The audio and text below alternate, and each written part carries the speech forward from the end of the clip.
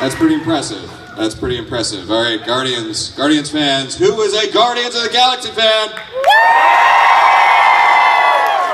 I don't know, that might be about equal with just a slight edge over with Doctor Who. But it has 50 years behind it, so I guess that sort of makes sense. Well, without further... Actually, I do have further ado. There is further ado to be done.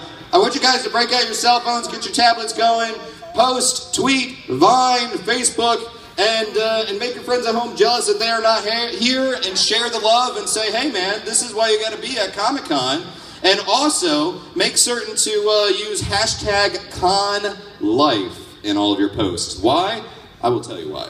Because if you tweet, Vine, Facebook with hashtag #ConLife, at the end of this panel, Karen's gonna sign her nameplate and give it to one of you lucky tweeters, Facebookers, Viners, and all that good stuff. So put it out there, you have to post to win.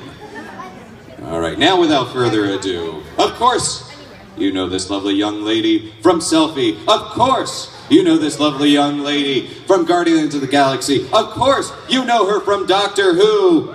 Please, Cleveland, give a nice, warm welcome to Ms. Karen Gillian!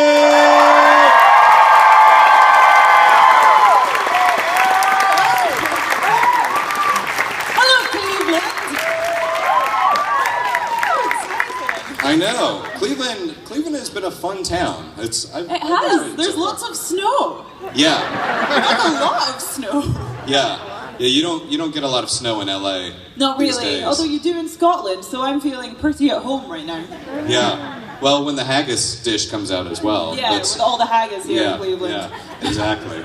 So, well, guys, you should know the routine by now. We're going to get some questions from you. It's really going to be your time. Please keep it to one question per person, and we'll get through as many as possible. But I'm gonna open with a question. Oh, what is it? Ooh, it's exciting.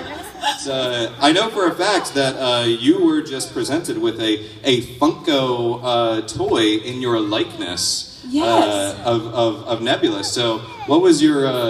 Is that your first toy so far? First toy ever? Yeah, for Guardians. I think that might be the first Nebula toy I've ever received. I think it was actually the first one ever made. Really? And it's in my possession, and it's, what is it called? A bubbly head thing? It's a Funko Pop. Funko Pop. Funko Pop. Which sounds like a delightful soda. Like it does. I want to drink it. Yeah, like Earn Brew and Funko Pop. Yeah. So yeah, I mean, what do you think about that moment though? Like, did you ever expect that you would be in action figure form? No, it's the weirdest sensation in the world to have an action figure of yourself. Nothing is weirder than that. I first got one when I worked on Doctor Who. So there's a few Amy dolls out there, but I don't own any of them. I think I did at one point, but I don't know where they are. Yeah. I think I'm going to have to start collecting dolls of myself, which might be the weirdest hobby ever. Yeah. Yeah, because at what point does it just become like the height of narcissism when you're like, and this is the room of me? Yeah, like on my mantelpiece is various versions of me in doll form. Yeah, that can get creepy, yeah. Real quickly. Let's go ahead and take a question from the audience. Hi there. Okay. Hi, I'm Mary. So, obviously, there's going to be another regeneration after Peter Capaldi.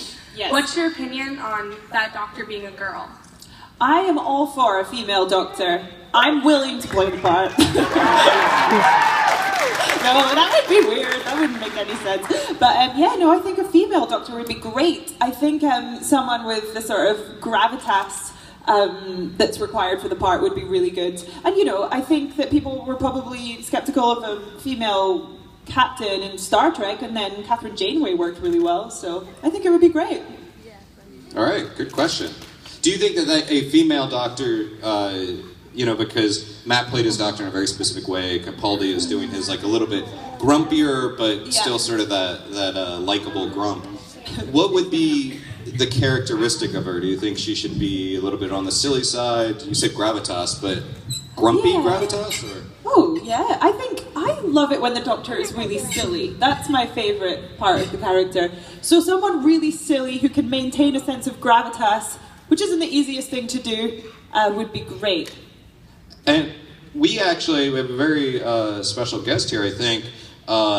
Samantha, right? You're dressed up as a little Gamora, aren't you? That is cool. It's like your sister is about to ask a question. Sister, you look great. You look awesome. What's your question? What got you into playing Nebula? What got me into it? Well, basically, I just got a phone call from my agent saying, "Are you willing to shave your head?" And I was like, I mean, what for? And they were like, for a Marvel film, and I was like, absolutely. Sure, I could be an extra and I would still do it. And then I just did auditions. I did about 3 auditions and a screen test for the part, where I had to like put on a bald cap and be painted completely blue. It was like a day's filming. It was so serious. And then I found out I got the role, and it was really exciting. Very cool. Thank you. Very good question. And now we have young Devin